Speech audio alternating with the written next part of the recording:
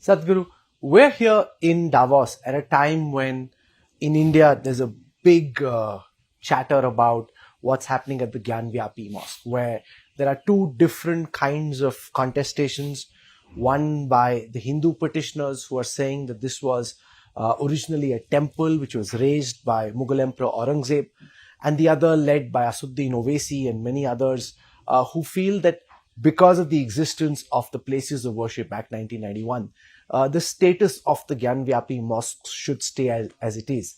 I'm very curious to know, as somebody who looks closely at society, how you think this very contentious issue should be looked at and addressed.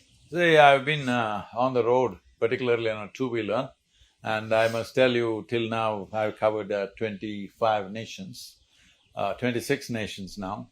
26 nations and 63 days on the motorcycle, and I have done the 467 events along the way. So it's been a breathless schedule. I really completely unaware of what's happening in the Indian news. I think I shouldn't make a comment without knowing the full nature of what is happening there. But your broad sense of this idea that there were multiple temples which were raised by the Mughals, and now from Hindu Samaj this demand that, you know, what's happened, for example, at Kashi, what's happened at Mathura, Hindus should have the right to pray over there. Philosophically, how do you see this? See, thousands of temples were razed to ground during invasions. Well, we couldn't protect them then.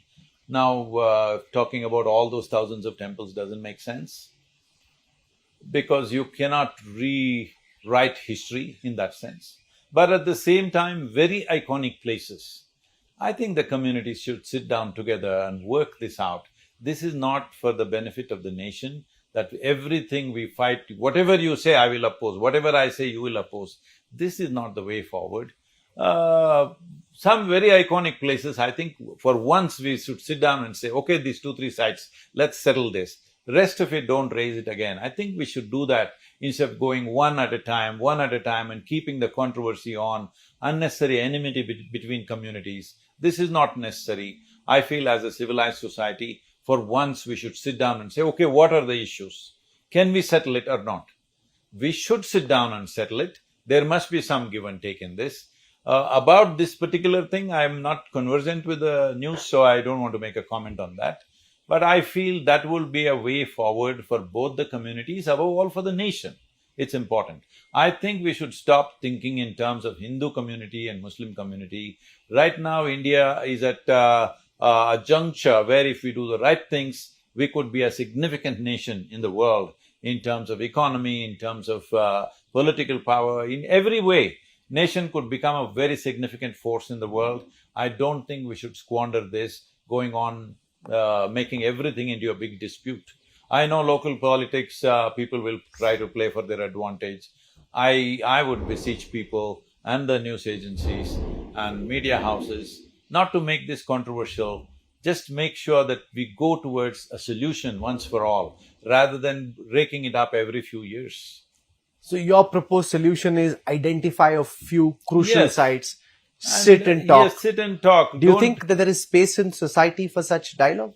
There is definitely space, we just have to create the willingness. In this, media houses have a significant role. If you call for debates with the sensible people from both communities, if that narrative begins to build, definitely it's possible. There is no dispute that cannot be settled. There's been this demand that there be a Truth and Reconciliation Commission, like there was in the post-apartheid era in South Africa, where this business of denial ends and the barbarism of Mughal emperors and of invading armies is accepted, and then begin a process of truth and reconciliation. Definitely, something like that, not necessarily in the same terms, because that was of a different nature. But this also is there is pain in people's hearts. So sit down and talk rather than just fighting endlessly, arguing endlessly. First of all, those who are in active politics should be kept out of these things, because this should not be made into a political mileage or a political capital for anybody. But for the conversation in the country should move beyond communities and come to the nation. And on the issue of the role that the judiciary can play, because, for example, in the Ayodhya case, it was said that, this is a one-off exception made for Ayodhya. Now no other matter should be brought up. You said identify 2 key sites or few key sites, possibly say Kashi and Mathura. But then there are demands being made for the Taj Mahal to be renamed, for rooms to be opened, for the Qutub Minar to be called the Vishnu's thumb, because there were temples. So the fear in your proposed solution is, how do you know it will end at 2? No, the nature of India is there were temples in every street, in every place, all right? This is the nature of the country. Well, historically, that's been changed in many ways.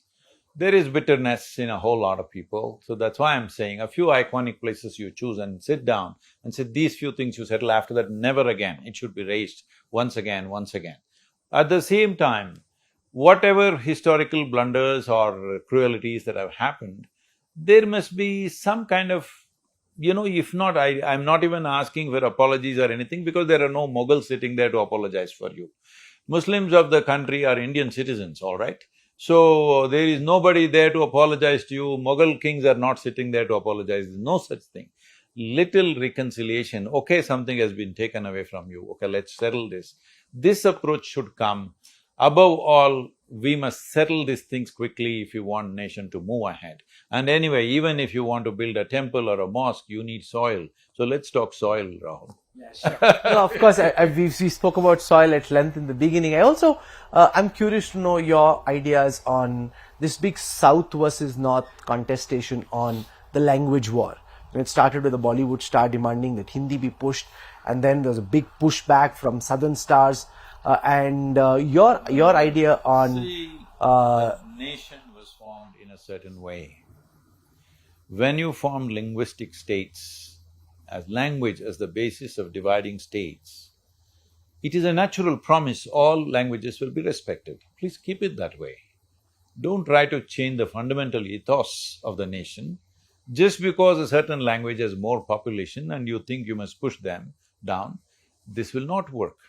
So if you go by that, always majority should push everybody down, that is not the nature of India. That is not the nature of India, whether in terms of religion or language or community, whatever. That is not the nature of our nation. Majority has some pains, we can sit down and discuss that, but when it comes to language, we formed states on linguistic basis. That means all languages will have equal place in the country. Well, some people think if you make everything into one language, India will prosper. I don't see it that way. It is very important to create a language, it has taken thousands of years. We must understand, like Tamil, Kannada, Telugu, Malayalam, these languages have more literature than Hindi probably. So you cannot suddenly say they must go and everywhere everybody speak Hindi. That's not going to work. So what is the national language? You must understand, India is a nation, a unique nation, which is not formed on the basis of sameness of anything. Not sameness of religion, sameness of race, sameness of language, sameness of nothing. We are a kaleidoscope. That's our attraction. We must see how to make the kaleidoscope really attractive and wonderful. That kaleidoscope is not in conflict. That has always been the nature of the country and we must keep it that way. That is the beauty, that is the biggest draw for the future. If you want to draw the world towards India, not because everybody speaks one language, because every few miles somebody is speaking a different language, that is the attraction. Okay, so now how much of the Save Soil journey is still left after the World Economic Forum concludes? Where do you, Sadhguru, go from here with this journey? So just now I came from UAE, I've been traveling through 27 nations, through Europe, Central Asia, Arabia, and in UAE I've broken it for 2 days to be here.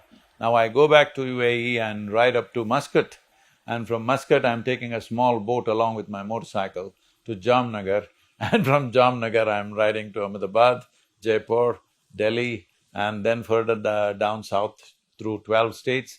Almost all the states' chief ministers are participating because in the last 60 days, the narrative on the planet has changed. Because till now, according to the social media metrics, about 2.1 billion people have spoken about soil. I want another 2 billion, you must make sure it happens. Well, it'll happen soon in the back of this interview, and I'm sure many more will get to know what you've been doing, and we wish you all the best for your journey. Sadhguru Jaggu Vasudeva for joining us over here. Thank you very much, Sadhguru. Thank you.